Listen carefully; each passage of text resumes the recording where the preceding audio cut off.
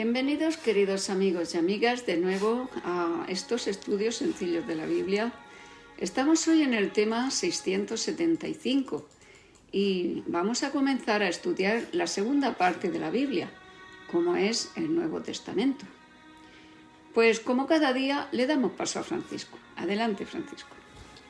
Bien, pues enfrentamos un nuevo reto en nuestra ilusión de dar a conocer la palabra de Dios de forma sencilla.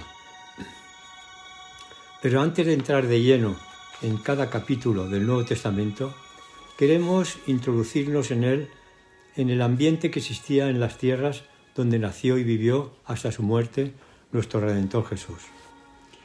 Entre el profeta Malaquías, último libro del Antiguo Testamento, y el comienzo del relato del Nuevo Testamento, se extiende un periodo de unos 400 años. Para apreciar debidamente el Nuevo Testamento, y en particular los Evangelios, es necesario comprender las vicisitudes por las cuales pasaron los judíos durante ese tiempo. Los judíos que volvieron del exilio en Babilonia durante el reinado de Artajerjes I, quizás conocían las enseñanzas del zoroastrismo, puesto que esa era la religión oficial del imperio persa. Probablemente Nehemías y otros caudillos comprendieron la necesidad de tener cuidado de que el pueblo no confundiera el culto de Jehová con el del Dios de ellos. Tanto los persas como los judíos creían que llegaría el día de un gran juicio, cuando el Dios de justicia vencería al adversario de todo bien y se darían a los justos una bendita morada en condiciones diferentes a las actuales. Los persas creían en dos espíritus opuestos y se tendía a igualarlos en poder. Los judíos, con sus sagradas escrituras, hablaban siempre de un Dios eterno y poderoso, y muy poco de un adversario malo e inferior como era Satanás, que había sido creado perfecto, pero que más tarde se convirtió en el autor del pecado.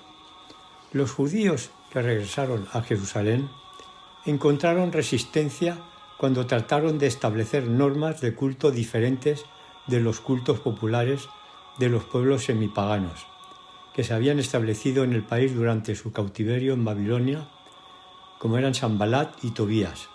Pensaban que los repatriados tenían conceptos estrechos y eran intolerantes, e hicieron todo lo posible para anular sus planes. La lectura de las escrituras presentadas en los servicios del sábado se traducían al arameo o se explicaba en ese idioma, el cual se había convertido en la lengua del pueblo durante el exilio.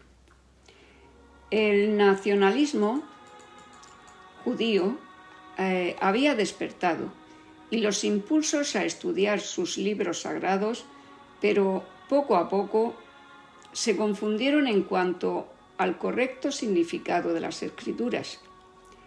Así que comenzó a estudiar las interpretaciones erróneas, lo que resultaría en un complejo conjunto de tradiciones.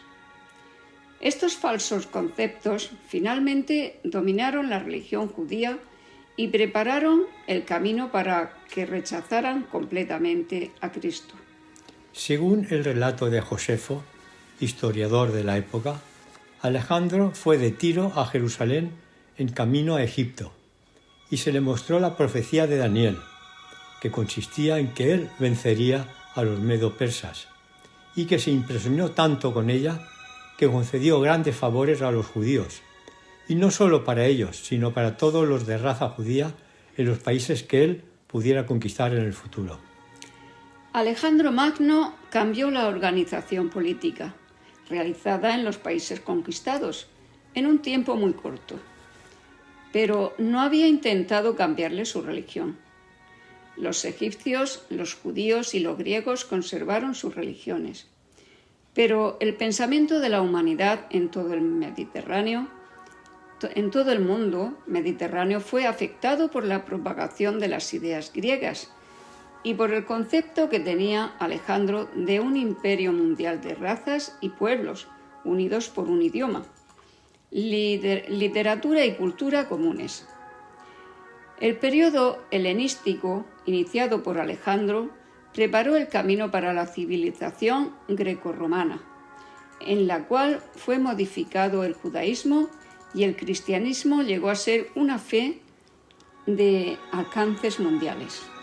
Durante este periodo de tiempo hubo muchas luchas para conseguir el liderato de estas tierras, hasta que al final se consolidó el Imperio Romano y anexionó sus territorios conquistados al de los judíos. La historia judía de ese periodo se caracteriza por la inquietud iniciada, tanto en los asuntos religiosos como en los políticos. El judaísmo estaba dividido en varias sectas antagónicas, cuyas diferencias con frecuencia eran tanto políticas y sociales como religiosas. Los fariseos defendían un puritanismo legalista. Los saduceos representaban a la aristocracia política y social.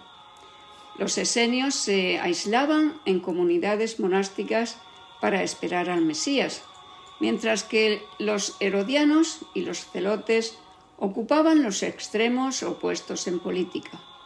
Los primeros como colaboradores de los romanos y los segundos como rebeldes contra los mismos. La vida judía durante este periodo giraba, en gran medida, en torno a la sinagoga local. Allí se reunían los judíos no solo para adorar a Dios, sino también para leer la ley y los profetas, y para explicar su contenido. La sinagoga era también, con frecuencia, una escuela para la instrucción de la juventud judía. Tanto por sus escritos como por su manera de vivir, los judíos realizaban una actitud interesante sobre el mundo pagano que los rodeaba. Llevaban a cabo intensas actividades proselitistas y ganaban muchos conversos de entre los paganos, ya fuera como simpatizantes o como judíos circuncidados. La expectativa mesiánica era fuerte entre los judíos durante este periodo. Muchos creían que el Mesías estaba por aparecer, y tanto los fariseos como los esenios tenían doctrinas bastante complejas en cuanto a su advenimiento. Esto ocasionó que muchos impostores aprovechaban esta gran euforia para parecer que ellos eran el Mesías prometido. Bien, pues acabamos por hoy este tema y mañana continuamos el estudio del Nuevo Testamento con el tema 676. Bendiciones y hasta mañana.